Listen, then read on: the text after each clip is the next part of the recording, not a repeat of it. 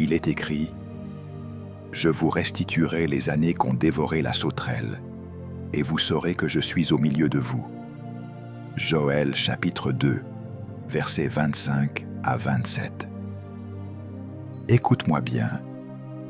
Il y a des saisons où tu regardes derrière toi et tu te dis « J'ai perdu trop de temps, j'ai raté trop d'occasions, j'ai laissé passer trop de portes. » Et l'ennemi aime cette douleur-là, parce qu'il veut transformer ton passé en prison et ton regret en identité. Mais aujourd'hui, je viens te parler d'une vérité qui relève, qui restaure, qui redresse l'âme quand elle est courbée. Dieu n'est pas seulement celui qui pardonne, il est aussi celui qui restaure.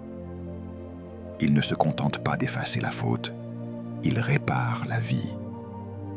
Il ne fait pas que refermer la blessure, il rend à ton cœur sa force et à ton chemin sa clarté.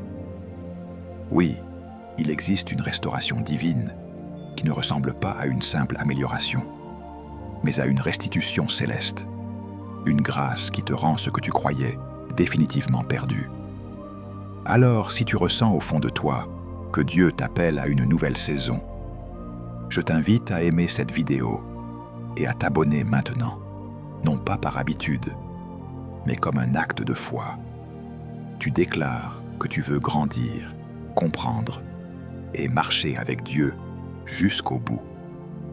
Reste jusqu'à la fin, parce que je vais te partager des clés bibliques que beaucoup ignorent, et je prierai pour que la main du Seigneur te propulse dans une restauration réelle, visible, profonde. Et écris en commentaire cette phrase simple mais prophétique. Je reçois ma restauration divine. Dans l'Écriture, la restauration n'est pas un slogan, c'est une signature de Dieu. Dieu ne se révèle pas seulement comme créateur, mais comme restaurateur, celui qui reprend ce que le péché a brisé, ce que l'ennemi a volé, ce que la vie a dispersé. La promesse de Joël n'est pas une poésie pour jours heureux, c'est une réponse de Dieu à un peuple qui avait connu la ruine, la sécheresse, la honte et la perte. Je vous restituerai les années. Joël chapitre 2, versets 25 à 27. Et cette parole est portée par un principe spirituel puissant. Quand Dieu décide de visiter un homme, il ne se limite pas à l'encourager, il le rétablit. Il ne se contente pas de le consoler, il le repositionne. Regarde Jésus. Quand il rencontre l'homme à la main sèche, il ne lui dit pas seulement « Je comprends ta douleur ». Il dit « Étends ta main » et elle redevient comme l'autre. Matthieu chapitre 12, versets 10 à 13. Quand il s'arrête devant Bartimée, il ne lui dit pas simplement « Tu as assez souffert ». Il lui rend la vue. Marc chapitre 10, versets 46 à 52. Quand il voit Pierre après sa chute, il ne l'humilie pas. Il le restaure. Il le réaffecte. Il lui confie encore des brebis. Jean chapitre 21, versets 15 à 17. La restauration biblique est toujours plus que du réconfort. C'est une intervention qui change le statut intérieur et extérieur. Mais cette vérité est souvent mal comprise aujourd'hui, parce que beaucoup réduisent la restauration à un simple retour du passé, comme si Dieu venait seulement te rendre ce que tu avais avant. Or, Dieu restaure parfois en te rendant mieux que avant. Il ne te ramène pas seulement à ton point de départ, il t'amène à ton point de destinée. Il est écrit « Quand l'Éternel ramena les captifs de Sion, nous étions comme ceux qui font un rêve. » Psaume 126, verset 1. Ce n'était pas une petite amélioration, c'était un renversement si fort que leur âme avait du mal à y croire. Et voilà pourquoi tant de croyants passent à côté. Ils pensent que leurs années perdues sont un verdict, alors que Dieu les voit comme un terrain de témoignage. Ils pensent que leurs retards sont une preuve d'abandon, alors que Dieu peut transformer un retard en accélération, une honte en honneur, une saison vide en saison féconde. Il a dit, « Au lieu de votre honte, vous aurez une portion double. » Ésaïe chapitre 61, verset 7. La restauration dans la Bible n'est pas seulement une compensation, c'est une révélation. Dieu montre qu'il était là même quand tu ne le voyais pas, et qu'il est capable de faire converger les morceaux éparpillés de ton histoire vers une gloire plus grande que ton regret. Et il y a aussi une dimension spirituelle que beaucoup négligent. La restauration commence souvent dans l'invisible avant de se manifester dans le visible. Dieu restaure d'abord ton cœur, ton identité, ta capacité à espérer, ta force intérieure. Parce que si Dieu te rend tout dehors, mais que tu restes brisé dedans, tu vas perdre encore ce qu'il t'a rendu. Voilà pourquoi Jésus dit « Cherchez premièrement le royaume et la justice de Dieu, et toutes ces choses vous seront données par-dessus. » Matthieu chapitre 6, verset 33. Il rétablit l'ordre. D'abord le royaume en toi, ensuite les choses autour de toi. C'est pour cela que cette vidéo est importante. Tu ne vas pas seulement entendre « Dieu va te bénir », tu vas comprendre comment Dieu restaure, pourquoi il restaure et quel type d'attitude attire la restauration. Tu vas voir que certaines pertes n'étaient pas la fin, mais un labourage, une préparation, un nettoyage, un repositionnement, et que Dieu peut faire fleurir ce que tu croyais mort. Car il est écrit « Voici, je vais faire une chose nouvelle. Je mettrai un chemin dans le désert et des fleuves dans la solitude. » Ésaïe, chapitre 43, versets 18 à 19. Ce n'est pas une promesse pour les gens parfaits. C'est une promesse pour ceux qui s'accrochent à Dieu quand tout semble sec. Tu n'es pas ici pour entendre une belle idée. Tu es ici pour recevoir une direction spirituelle. Parce que la restauration n'est pas un accident heureux. C'est une œuvre divine qui répond à une posture de foi. Et maintenant, nous allons entrer dans le cœur du message. 3 principes bibliques qui ouvrent la porte à la restitution de Dieu, qui guérissent la mémoire et qui redonnent de la vitesse à ce que le temps avait ralenti. Garde ton esprit attentif, parce que ce que Dieu restaure, il le restaure avec ordre, et ce qu'il rend, il le rend avec une intention. Le premier principe que tu dois comprendre est que Dieu restaure ce que tu remets entre ses mains, pas ce que tu continues à porter seul. Beaucoup veulent la restauration, mais ils gardent le contrôle, ils gardent la colère, ils gardent l'amertume, ils gardent la culpabilité, et ils appellent cela prudence. Or, la Bible appelle cela un fardeau. Il est écrit « Rejette ton fardeau sur l'Éternel, et il te soutiendra. » Psaume 55, verset 23. Remarque la logique. Tu rejettes, et lui soutient. Tant que tu portes ce que Dieu t'a demandé de déposer, tu t'épuises, tu te dessèches, tu te fermes, et ton cœur devient un lieu où la restauration ne peut pas circuler. Mais quand tu déposes, tu fais de la place. Et Dieu ne restaure pas dans un cœur saturé par le poids. Il restaure dans un cœur disponible.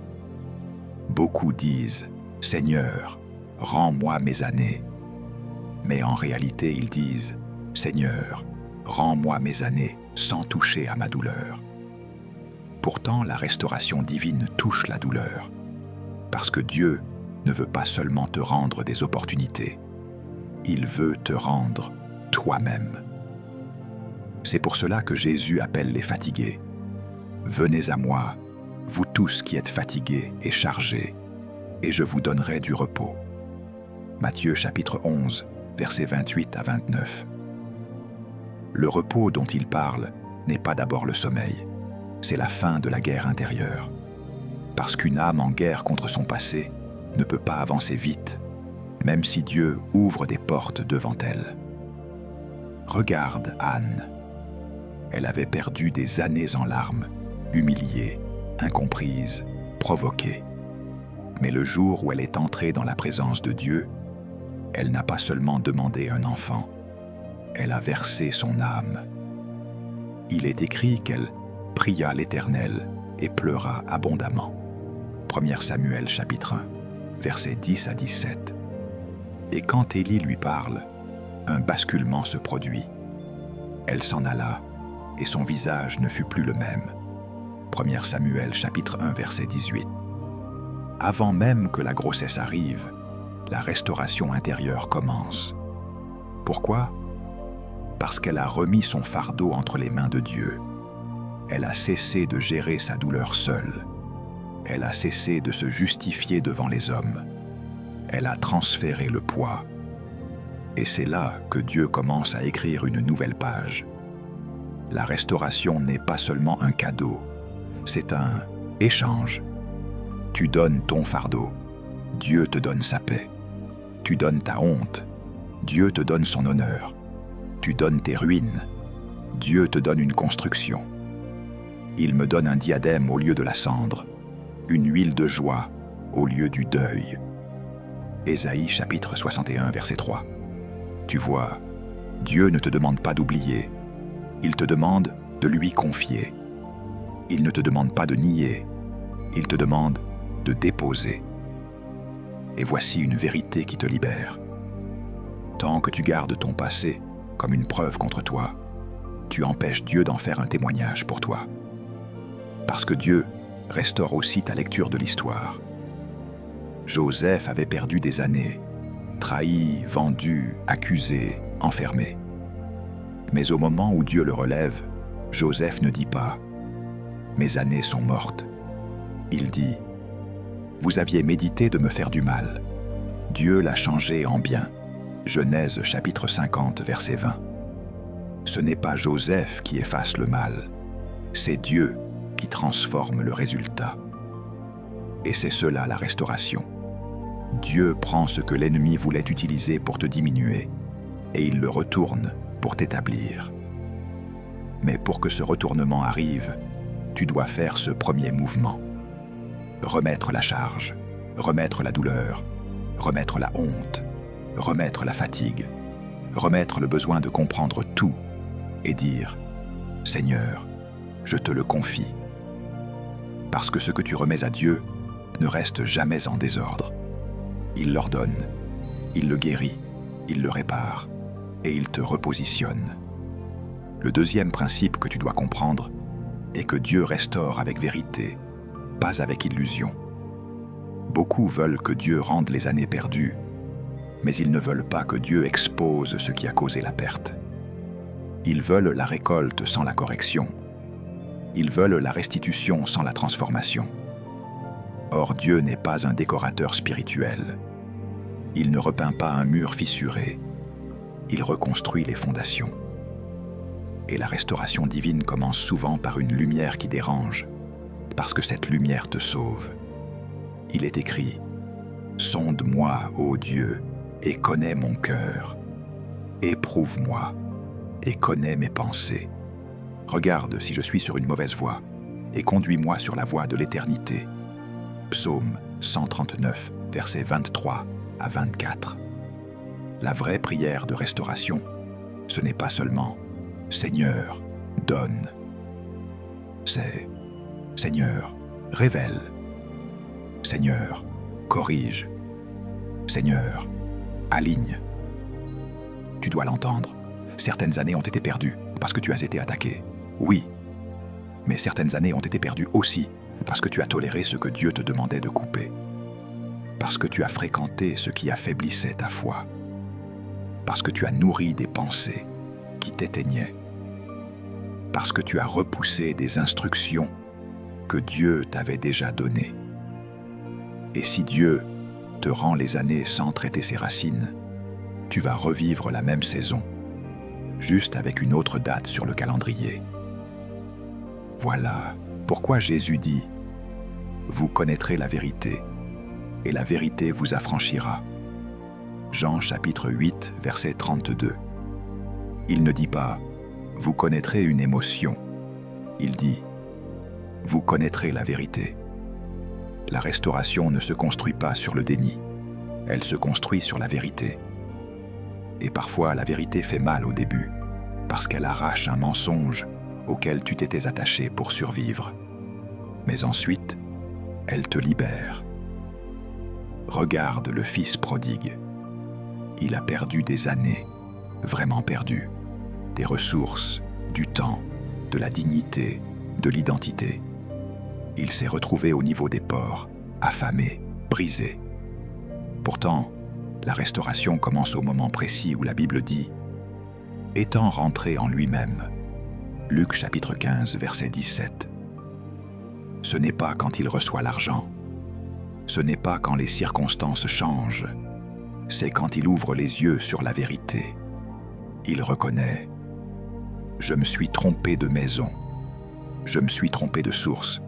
Je me suis trompé de chemin. » Et il se lève. Et quand il revient, le Père ne lui donne pas juste un repas. Il lui rend un statut. La robe, l'anneau, les sandales. Luc chapitre 15, versets 22 à 24. Écoute bien. La vérité l'a ramené et la restauration l'a habillé.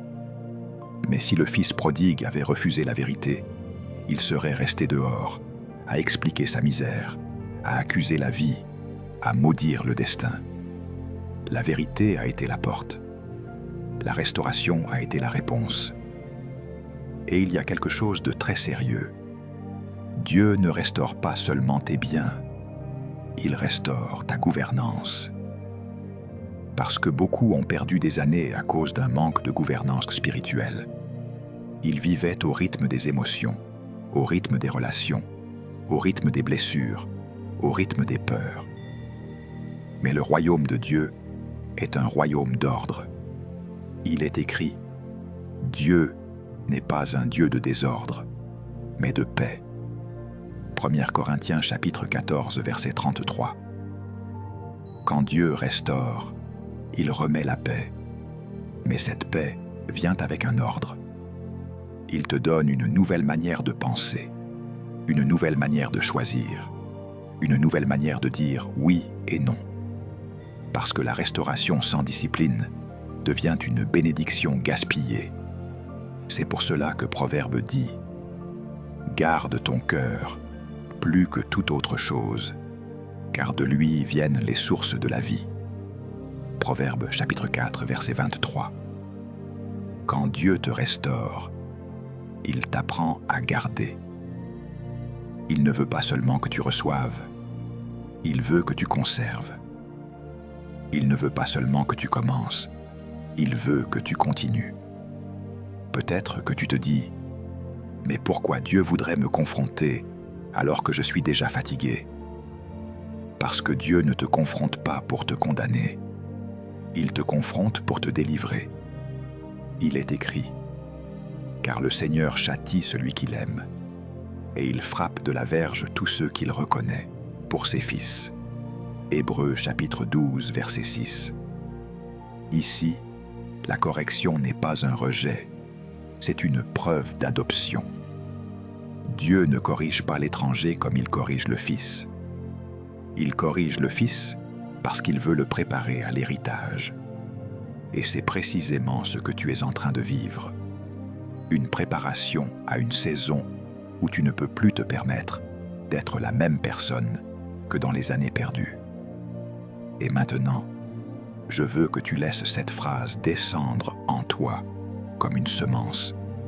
Et si elle te parle, tu la déposeras dans les commentaires, non pas comme un simple texte, mais comme une décision intérieure. Je choisis la vérité qui restaure. Le troisième principe que tu dois comprendre est que Dieu restaure selon son temps, mais il accélère selon ta foi et ton obéissance. Beaucoup confondent attendre Dieu avec rester immobile. Ils appellent patience ce qui est parfois de la passivité. Pourtant, dans la Bible, l'attente véritable n'est pas une posture de sommeil, c'est une posture d'alignement. c'est un cœur qui reste attaché à Dieu, une oreille qui reste ouverte, une main qui reste disponible. Il est écrit « Ceux qui se confient en l'Éternel renouvellent leur force. Ils prennent le vol comme les aigles. » Ésaïe chapitre 40, verset 31. Remarque, il ne dit pas « Ceux qui se confient en l'Éternel se résignent ». Il dit « Ils renouvellent leur force ». L'attente qui plaît à Dieu n'éteint pas la force, elle la renouvelle. Et quand la force est renouvelée, l'accélération devient possible. Regarde Joseph encore. Il a connu une longue saison cachée, des années où il semblait oublié. Mais le jour où Dieu décide de le faire sortir, c'est en une seule journée que tout bascule. Il passe de prisonnier à gouverneur. Il ne passe de « personne ne me connaît » à « tout le pays dépend de ma sagesse ». Et ce basculement n'est pas une magie, c'est une orchestration. La Bible dit que Pharaon le fit appeler « en hâte ». Genèse chapitre 41, verset 14. Ce mot est important. En hâte. Quand l'heure de Dieu arrive, il peut compresser le temps. Il peut faire en peu ce que tu n'aurais jamais pu faire en beaucoup. Voilà pourquoi la restauration n'est pas seulement une addition, c'est une accélération. Mais remarque aussi, Joseph était prêt. Il avait gardé l'intégrité. Il avait gardé la sagesse. Il avait développé son don même dans l'ombre. Donc, quand Dieu ouvre la porte, Joseph ne panique pas, il traverse. Et c'est ici que beaucoup perdent encore des années. Dieu ouvre une porte, mais ils ne sont pas prêts à la traverser, parce qu'ils ont passé la saison d'attente à se plaindre au lieu de se préparer. La restauration divine n'est pas seulement Dieu qui te donne, c'est Dieu qui te repositionne pour recevoir. Jésus le montre très clairement quand il dit « Sois fidèle en peu de choses, et je te confierai beaucoup. » Matthieu chapitre 25, verset 21. Le beaucoup n'arrive pas par hasard, il arrive par fidélité. Et la fidélité, ce n'est pas seulement rester moralement correct, c'est rester obéissant dans ce que Dieu t'a déjà donné. Parce qu'il y a des personnes qui veulent que Dieu restaure leurs années perdues, mais ils méprisent les petites instructions d'aujourd'hui. Or, Dieu ne construit jamais le futur en détruisant le présent. Il construit le futur en sanctifiant le présent. Il te demande « Qu'est-ce que tu fais maintenant avec la lumière que tu as? Qu'est-ce que tu fais maintenant avec le temps qui te reste? Qu'est-ce que tu fais maintenant avec l'onction que tu as déjà reçue? » Car la restauration n'est pas seulement pour te faire pleurer de joie, elle est pour te rendre utile, pour te faire fructifier, pour te faire porter du fruit qui demeure. Et c'est ici que ta foi intervient. La foi n'est pas une pensée positive, c'est une réponse à une parole. Quand Dieu te parle de restauration, ta foi se prouve par ton obéissance. Noé n'a pas prouvé sa foi en disant « Je crois au déluge ».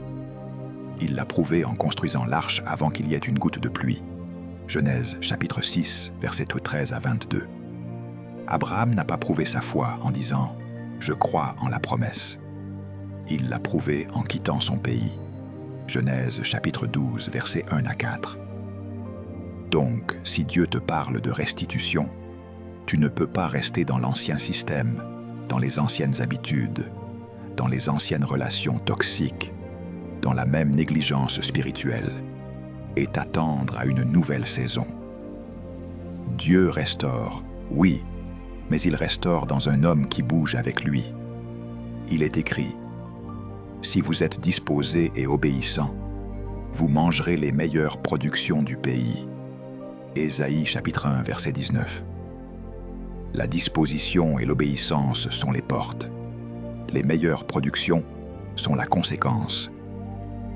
Et maintenant, avant qu'on avance, je veux intégrer ceci de manière fluide.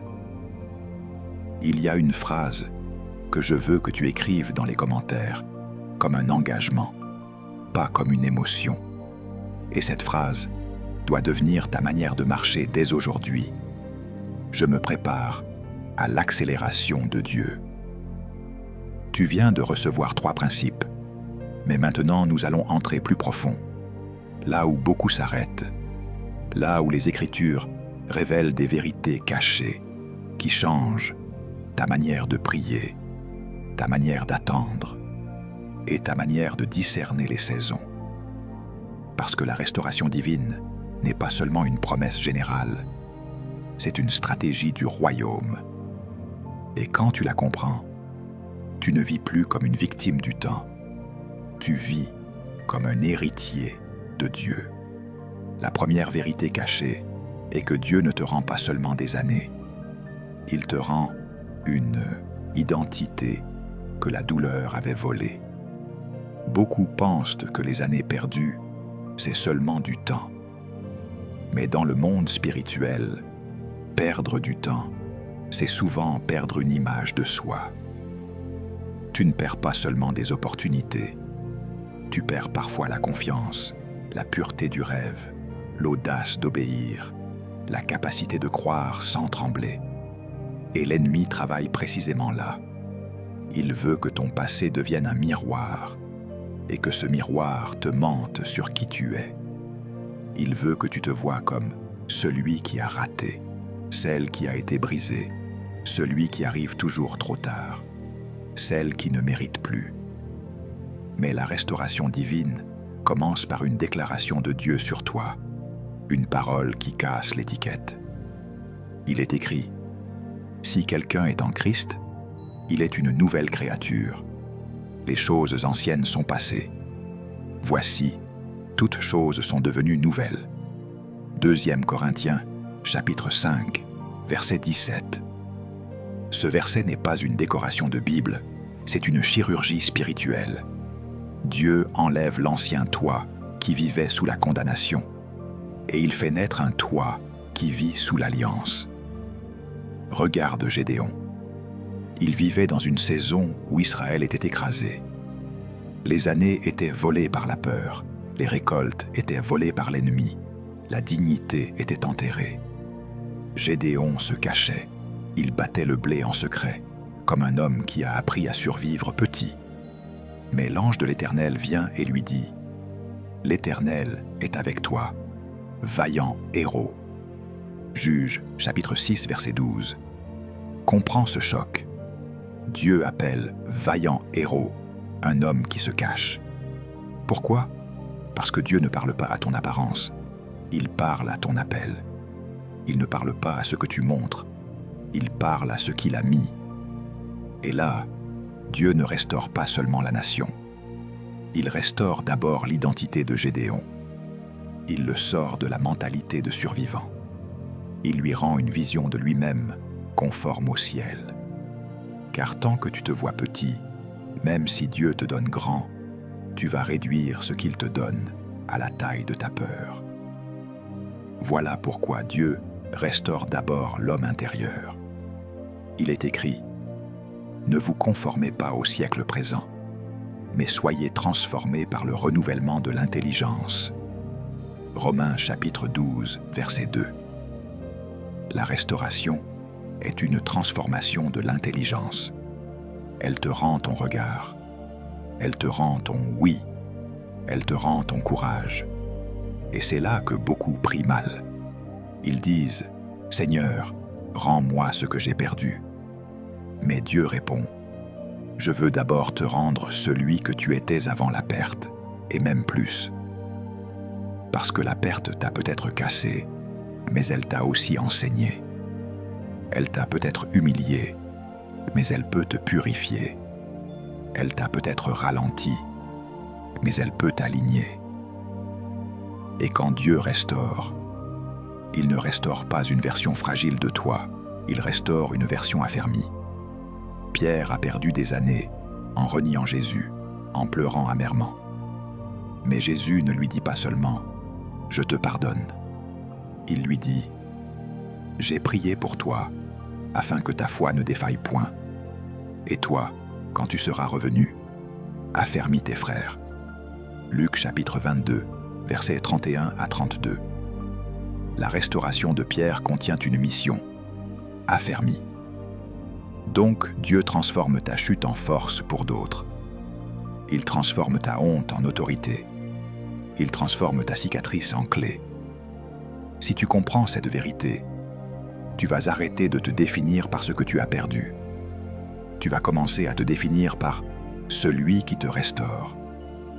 Et tu vas comprendre que le diable ne combat pas ton passé, il combat ton identité. Parce que ton identité est la porte de ta destinée. Mais la restauration divine ferme cette porte à l'ennemi. Elle te rend ton nom spirituel. Elle te rend ta place. Elle te rend ta voix. Elle te rend ta capacité d'aimer sans être gouverné par la peur. Elle te rend la paix qui te permet de bâtir. Et quand ton identité est restaurée, ton futur cesse d'être une menace. Il devient une mission. La deuxième vérité cachée est que Dieu ne restaure pas seulement ce que tu as perdu. Il transforme la perte en semence pour une moisson plus grande. Beaucoup voient leurs années perdues comme un vide inutile, comme une parenthèse douloureuse sans valeur. Mais dans la logique du royaume, rien n'est gaspillé quand Dieu s'en empare. Il est écrit « Ce qui est semé dans la corruption ressuscite dans l'incorruptibilité ». 1 Corinthiens chapitre 15, verset 42.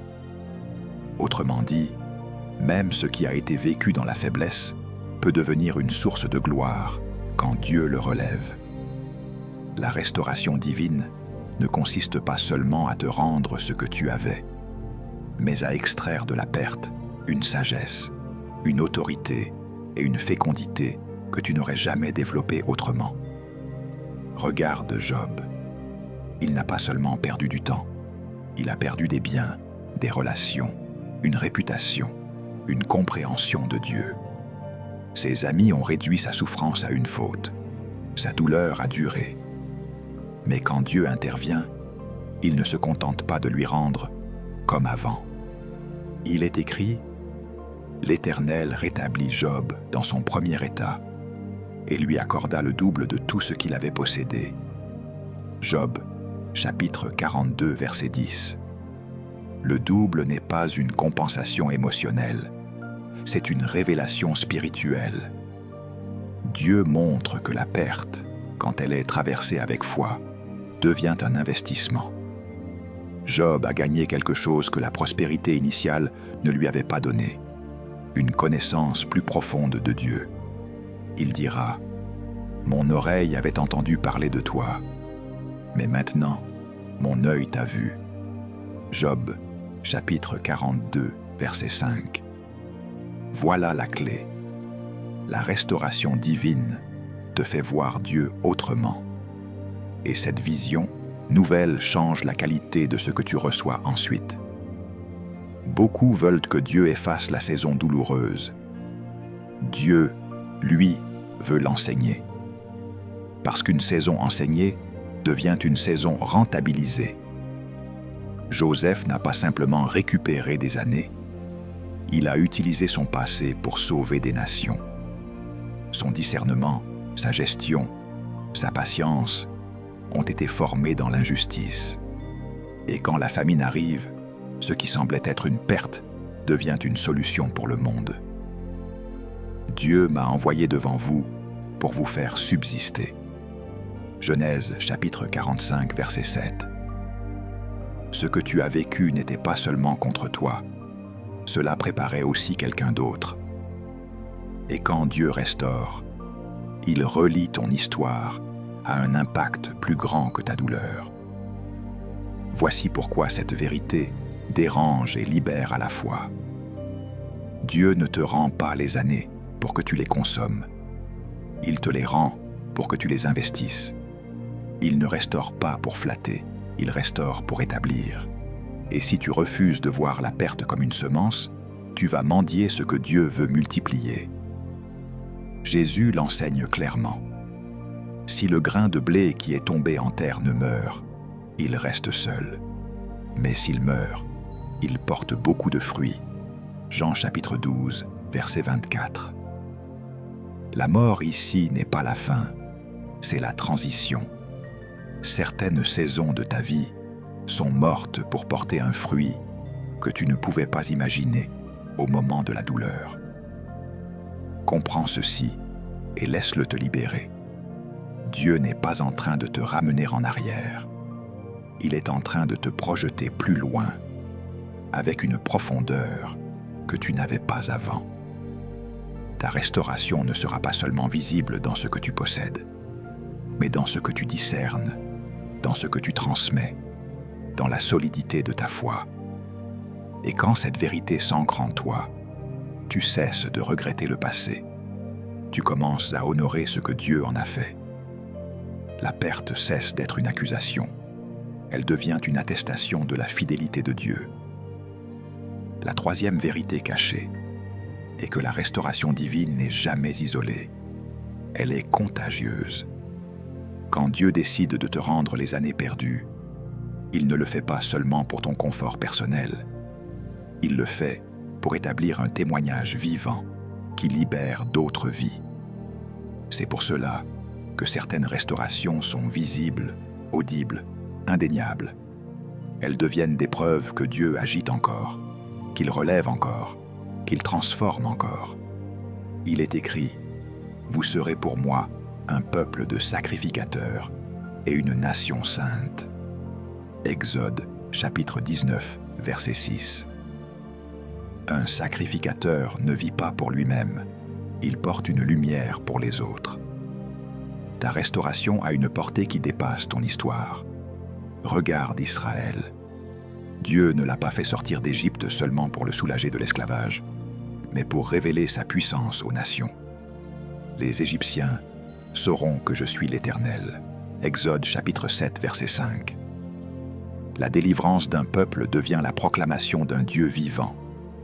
De la même manière, quand Dieu restaure ta vie, il veut que ton relèvement parle plus fort que tes explications.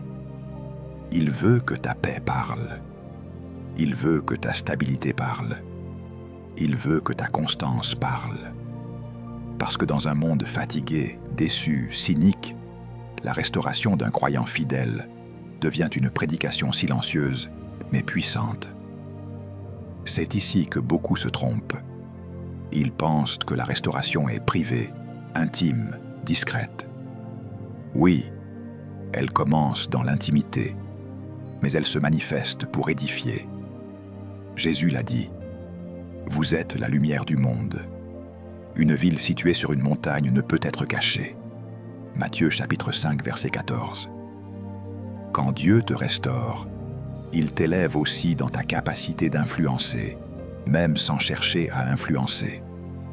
Ta manière de parler change. Ta manière de réagir change.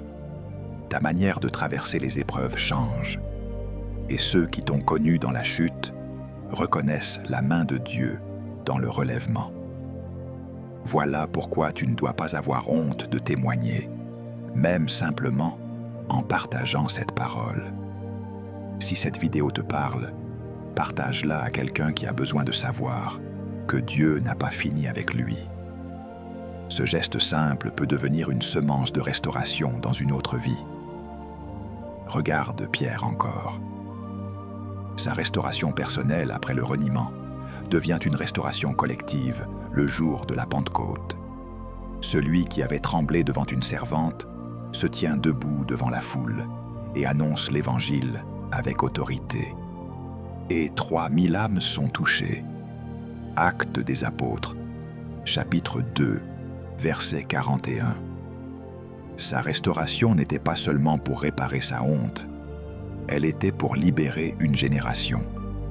Et c'est exactement ce que Dieu fait encore aujourd'hui. Il restaure des hommes et des femmes pour qu'ils deviennent des points d'appui spirituels dans leur famille, leur communauté, leur génération. Comprends cette vérité et elle va te libérer d'une peur. Tu n'as pas besoin d'être parfait pour être utilisé. Tu as besoin d'être restauré. Et la restauration ne t'enlève pas ton passé, elle lui enlève son pouvoir. Elle transforme ce qui te faisait taire en ce qui te donne une voix. Elle transforme ce qui te faisait reculer en ce qui te fait avancer. Elle transforme ce qui te faisait douter en ce qui te rend stable. C'est pour cela que Dieu dit « Vous serez mes témoins ». Actes des Apôtres, chapitre 1, verset 8. Un témoin n'est pas quelqu'un qui sait tout, c'est quelqu'un qui a vu Dieu agir. Maintenant, tu comprends que la restauration divine n'est pas un simple rattrapage, c'est un envoi. Dieu te rend les années perdues pour que tu marches avec maturité, avec discernement, avec humilité, mais aussi avec autorité. Et quand tu entres dans cette compréhension, tu cesses de demander timidement « Seigneur, est-ce encore possible ?» Tu commences à déclarer avec foi « Seigneur, fais de ma restauration un témoignage vivant. Tu as reçu la révélation, mais maintenant, il faut la traduire en marche. Parce que la restauration divine n'est pas seulement une vérité à admirer, c'est une réalité à activer. Et ce que Dieu rend, il le rend à ceux qui choisissent d'aligner leurs habitudes, leurs prières, leur mentalité et leur obéissance avec sa parole. Nous allons donc entrer dans 3 actes concrets de transformation, simples, puissants, applicables, pour que ta restauration ne reste pas un message, mais devienne une expérience. Le premier acte de transformation, c'est de sanctifier ta mémoire et de fermer légalement les portes du regret. Beaucoup perdent encore du temps après avoir perdu du temps, parce qu'ils revisitent sans cesse ce qu'ils auraient dû faire, ce qu'ils auraient dû dire, ce qu'ils auraient dû saisir. Ils vivent dans des scénarios imaginaires et appellent cela réflexion. Mais c'est souvent une prison. Satan ne peut pas changer ton passé, mais il peut t'enchaîner à ton passé. Et Dieu veut te délivrer de cette chaîne. Il est écrit « Oubliant ce qui est en arrière et me portant vers ce qui est en avant, je cours vers le but. » Philippiens chapitre 3, versets 13 à 14. Oublier ici ne signifie pas perdre la mémoire. Cela signifie retirer au passé son autorité sur ton présent. Cela signifie refuser que l'ancienne saison dicte ta foi dans la nouvelle.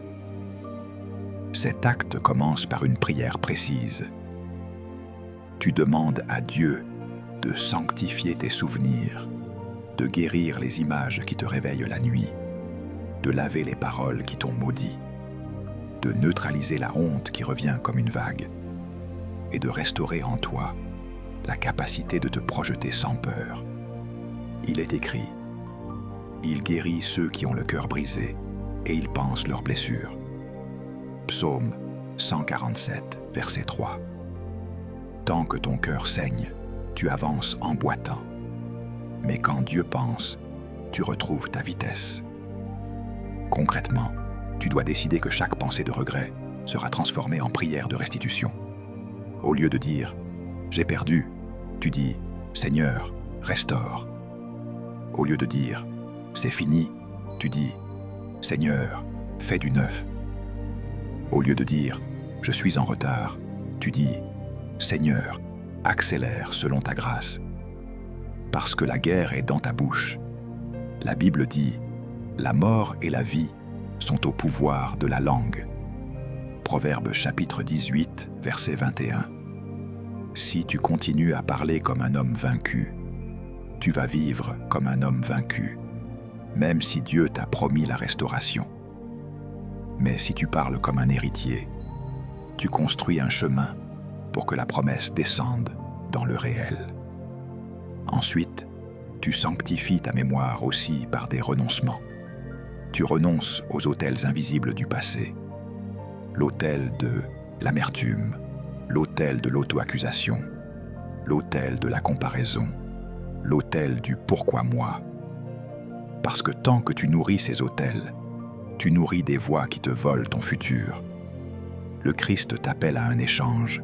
« Venez à moi, et je vous donnerai du repos. » Matthieu chapitre 11, verset 28.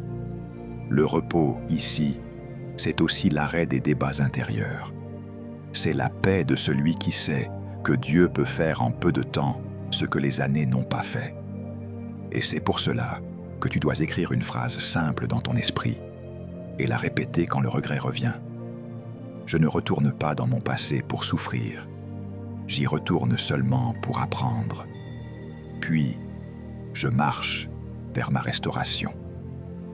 Enfin, ce premier acte doit se sceller par une discipline quotidienne. Chaque matin, avant de toucher ton téléphone, tu prends un moment pour remettre ta journée à Dieu et pour déclarer la promesse. Tu lis à voix haute « Je vous restituerai les années » Joël chapitre 2, verset 25. Puis tu remercies Dieu, comme si la restauration était déjà en mouvement, parce que la foi remercie avant de voir. Et quand tu fais cela, tu es en train de reprogrammer ton âme. Ton passé ne sera plus ton maître, il deviendra ton témoin. Ta douleur ne sera plus ton identité, elle deviendra ton témoignage. Et ta mémoire, au lieu d'être un lieu de condamnation, deviendra un lieu de guérison. Le deuxième acte de transformation, c'est de réordonner ta vie spirituelle pour marcher avec Dieu dans la durée, et pas seulement dans l'émotion. Beaucoup veulent la restauration, mais ils ne changent pas leur rythme intérieur. Ils prient quand ils sont en détresse, puis ils se relâchent quand la pression baisse. Or Dieu ne restaure pas une vie pour qu'elle replonge dans le même désordre. Il restaure pour établir une stabilité nouvelle. Il est écrit « Enseigne-nous à bien compter nos jours, afin que nous appliquions notre cœur à la sagesse. » Psaume 90, verset 12. Compter ses jours, ce n'est pas vivre dans la peur du temps, c'est apprendre à vivre avec intention. La restauration divine commence à se manifester clairement quand tu cesses de vivre au hasard et que tu choisis de vivre sous une direction. Concrètement, cela signifie que tu dois redonner à Dieu la première place, non pas en parole, mais en structure. Jésus l'a dit clairement. Cherchez premièrement le royaume de Dieu et sa justice. Matthieu chapitre 6, verset 33. Premièrement n'est pas un mot spirituel abstrait. C'est un mot d'ordre. Cela parle de priorité, de calendrier, de choix quotidiens. Si Dieu est important mais jamais prioritaire, ta restauration sera intermittente. Mais quand Dieu redevient la source centrale de ta journée, de tes décisions, de tes relations, alors ce qui était confus commence à s'aligner. Tu ne cours plus après la vie, tu marches avec Dieu dans la vie. Réordonner ta vie spirituelle, c'est aussi accepter une discipline simple mais fidèle. La Bible dit « Celui qui est fidèle dans les petites choses est fidèle aussi dans les grandes. » Luc chapitre 16, verset 10. Tu ne reconstruis pas des années en un jour, mais tu les répares par des choix répétés. Un temps de prière régulier, même court, mais sincère. Une lecture de la parole qui nourrit ton esprit et pas seulement ton émotion. Des décisions claires sur ce que tu laisses entrer dans ton cœur. Des non assumés là où tu disais toujours oui par peur de perdre. Parce que la restauration demande parfois des séparations. Abraham a dû quitter son pays pour entrer dans sa promesse. Genèse chapitre 12, versets 1 à 4. Tant que certaines attaches ne sont pas rompues, certaines saisons ne peuvent pas commencer. Et voici un point essentiel. La restauration divine t'apprend à marcher par conviction et non par sensation. Il y aura des jours où tu ne ressentiras rien, mais tu obéiras quand même. Et c'est là que Dieu travaille en profondeur. Il est écrit « Le juste vivra par la foi ». Romains chapitre 1, verset 17. La foi n'est pas toujours spectaculaire, elle est souvent constante. Et cette constance attire une faveur durable. Quand tu ajustes ton ordre intérieur, Dieu ajuste ce qui t'entoure. Quand tu prends soin de ta relation avec lui, il prend soin de ce que le temps avait abîmé. Et maintenant, je veux intégrer ceci naturellement, comme une déclaration que tu fais devant Dieu et devant ta propre conscience.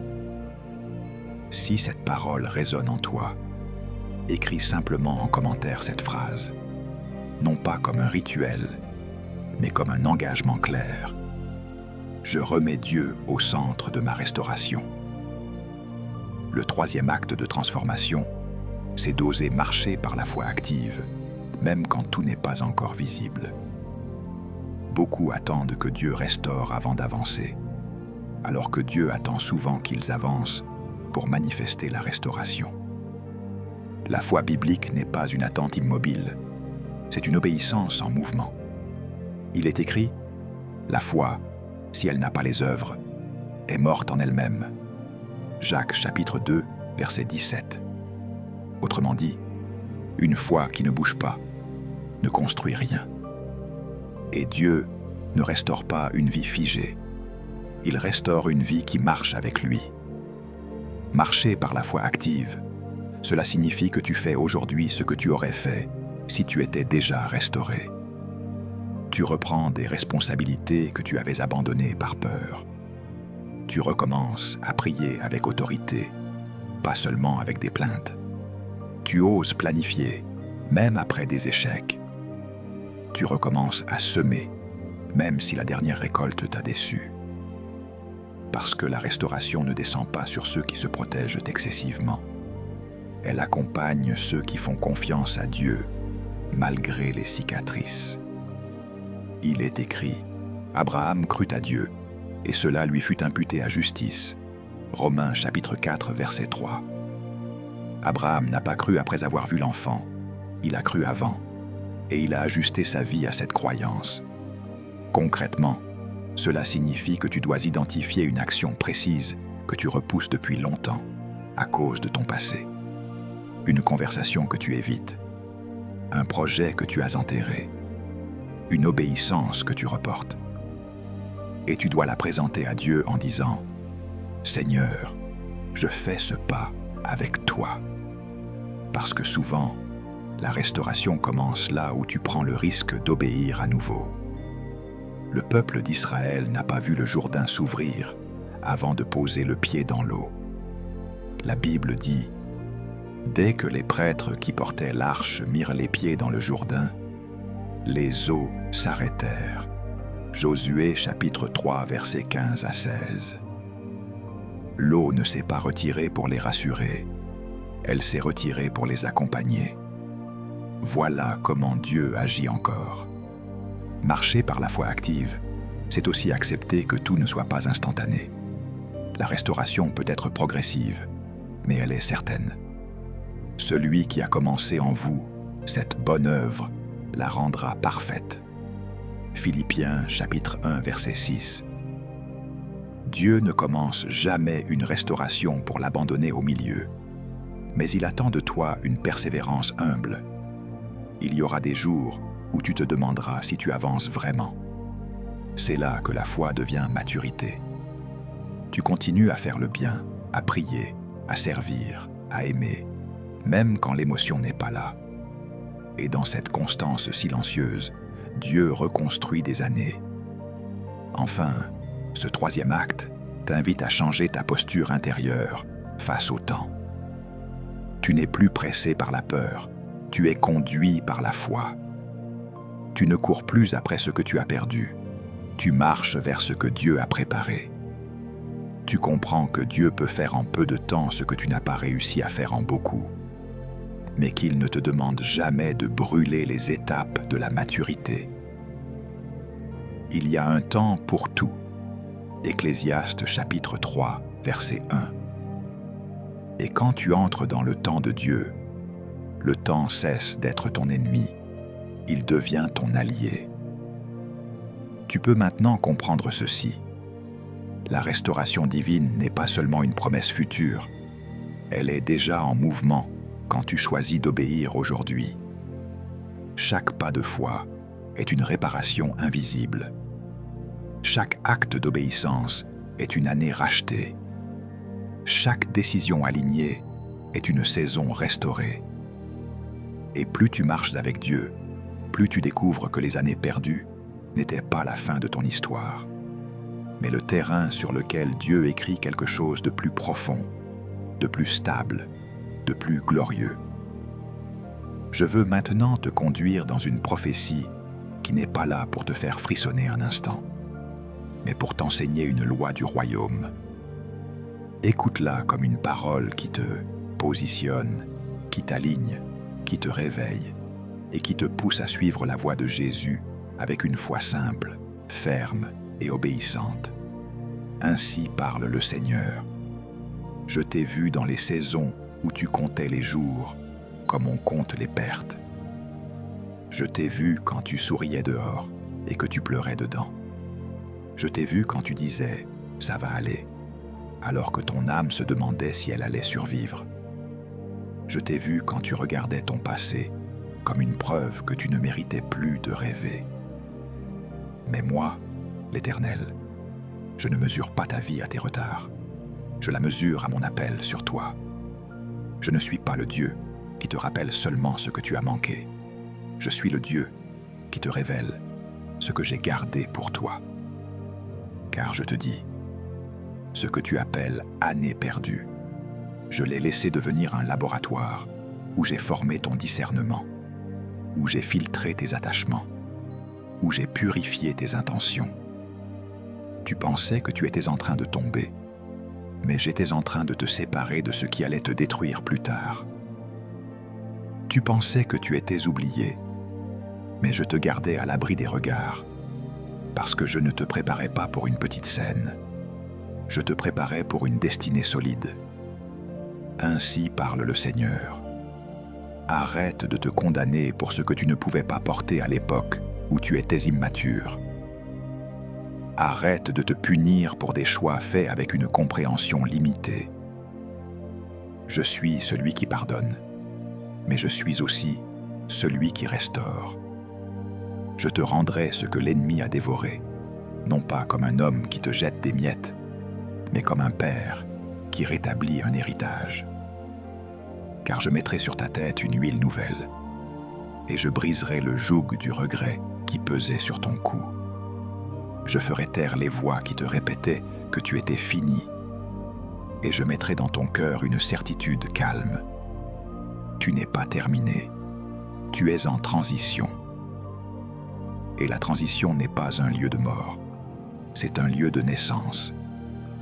Ainsi parle le Seigneur. Je vais restaurer ton identité avant de restaurer tes résultats. Je vais guérir ton cœur avant de multiplier tes mains. Je vais réordonner ton esprit avant d'ouvrir les portes autour de toi. Parce que je ne veux pas seulement te donner, je veux t'établir. Et je te dis encore, si tu veux voir la restitution, écoute ma voix dans les petites choses. Quand je te dis de te lever, lève-toi.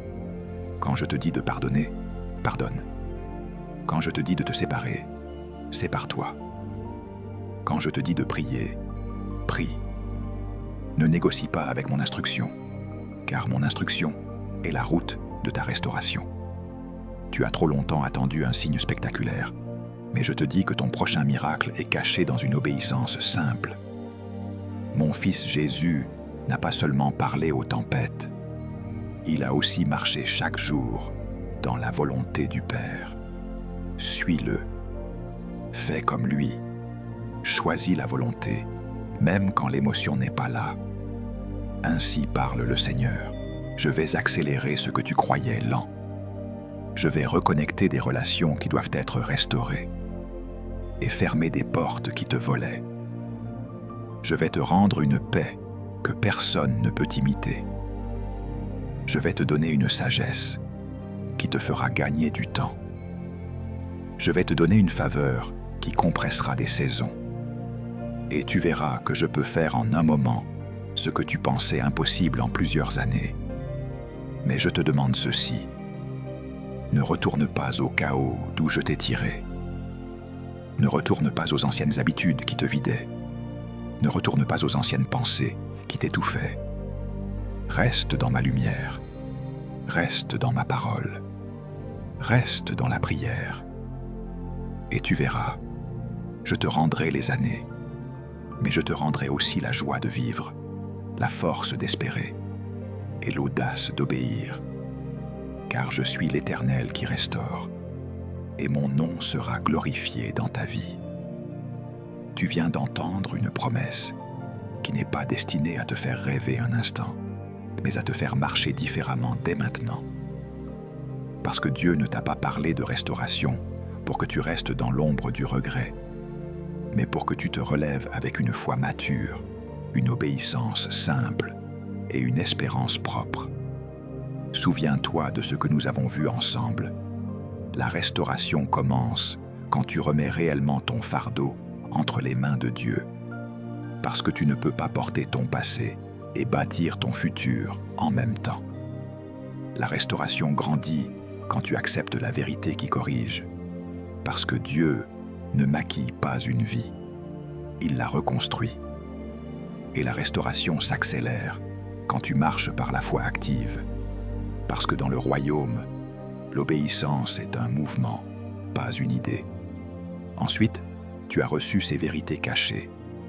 Dieu te rend une identité que la douleur avait volée. Il transforme ta perte en semence, et il fait de ta restauration un témoignage qui touche d'autres vies. Puis nous sommes entrés dans l'application. Sanctifier ta mémoire, remettre Dieu au centre par une structure et agir par la foi même quand tout n'est pas encore visible. Ce n'est pas un message pour les gens parfaits. C'est un message pour les gens fatigués, blessés, mais prêts à dire « Je ne veux plus survivre, je veux marcher avec Dieu ». Prêts à dire « Je ne veux plus passer mes jours à regretter, je veux racheter le temps ». Prêts à dire « Je ne veux plus avoir peur de recommencer, je veux obéir à Jésus ». Car il est écrit « Rachetez le temps, car les jours sont mauvais ». Éphésiens chapitre 5, verset 16. Tu ne peux pas racheter le temps par la nostalgie. Tu le rachètes par la sagesse, par la prière, par l'ordre, par des choix alignés. Et maintenant, je veux te parler avec douceur et autorité. Ne laisse pas cette parole devenir une émotion de plus. Fais-en une décision. Si tu sens que Dieu te parle, prends cette vidéo comme un autel. Partage-la à quelqu'un qui se croit fini, à quelqu'un qui pense que son histoire est brisée. Et écris en commentaire une pensée, un témoignage, même simple, pour sceller ta foi. Pas pour l'algorithme seulement, mais pour ton âme. Ce que tu confesses, tu l'assumes. Ce que tu assumes, tu le portes avec foi. Et ce que tu portes avec foi, Dieu le transforme. Si tu n'es pas encore abonné, abonne-toi maintenant et reviens à ces vérités quand la voix du regret tentera de revenir. Parce que ton futur a besoin d'une alimentation spirituelle constante, pas d'une motivation ponctuelle. Et si tu veux, je te donne un dernier rappel comme une clé. La restauration divine n'est pas forcément un retour vers ce que tu as perdu. C'est souvent une avancée vers ce que Dieu avait préparé depuis le commencement. Je connais les projets que j'ai formés sur vous, projets de paix et non de malheur, afin de vous donner un avenir et de l'espérance. Jérémie chapitre 29, verset 11.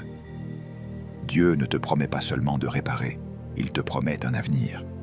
Et si Dieu te donne un avenir, cela veut dire que ton passé n'est plus ton maître. Maintenant, je veux prier. Et pendant cette prière, ne sois pas spectateur. Accorde ton cœur. Dis « Amen » quand ton esprit s'accorde. Et reçois, non pas selon ton émotion, mais selon la fidélité de Dieu. Père, au nom de Jésus, je viens devant toi avec ce frère, avec cette sœur, qui porte le poids des années que la vie a semblé voler. Seigneur, toi qui es le Dieu de Joël, toi qui as dit que tu restituerais les années dévorées, je te demande d'étendre ta main sur sa vie. Là où le regret est devenu une chaîne, je demande la liberté. Là où la honte est devenue une identité, je demande une restauration d'identité. Là où la peur de recommencer a paralysé les décisions, je demande une foi nouvelle, une foi simple, une foi active. Père, visite la mémoire, guéris les souvenirs traumatisants, lave les images qui reviennent comme des accusations, délivre cette âme de la comparaison et de l'autocondamnation. Je prie que la paix du Christ, celle qui surpasse toute intelligence, garde son cœur et ses pensées. Philippiens chapitre 4, versets 6 à 7. Seigneur, je prie que tu réordonnes sa vie. Mets en lui la soif de ta présence. Mets en lui l'amour de ta parole. Mets en lui la discipline qui protège la promesse. Que les habitudes destructrices perdent leur attrait. Que les relations toxiques perdent leur pouvoir. Que les portes qui volèrent le temps se ferment. Et que les portes qui portent la destinée s'ouvrent. Père, je prie pour une accélération sainte. Pas une précipitation charnelle, mais une accélération de grâce. Donne-lui la sagesse qui fait gagner du temps. Donne-lui le discernement pour reconnaître les saisons et ne pas manquer les rendez-vous divins. Là où l'ennemi a dévoré des opportunités, je demande que tu crées des opportunités nouvelles, plus grandes, plus propres, plus alignées. Là où il y a eu des retards, je demande un rachat du temps, selon ta puissance. Que ce qui semblait impossible devienne possible, comme tu l'as fait pour Joseph, comme tu l'as fait pour Job, comme tu l'as fait pour Pierre. Seigneur Jésus, je prie que ta voix devienne claire pour lui, qu'il reconnaisse ton appel dans les petites instructions, qu'il obéisse sans négocier, qu'il marche sans reculer, qu'il se relève sans se justifier. Et je déclare sur sa maison, sur sa santé, sur sa paix, sur ses projets, sur son avenir, restauration. Je déclare restitution. Je déclare renouveau. Je déclare stabilité. Je déclare joie retrouvée. Et je prie, Père, que cette restauration ne soit pas seulement un cadeau pour lui, mais un témoignage pour beaucoup. Que sa vie devienne une preuve que tu es fidèle, que tu es vivant, que tu es puissant. Au nom de Jésus-Christ, Amen. Si cette prière t'a touché, partage la vidéo.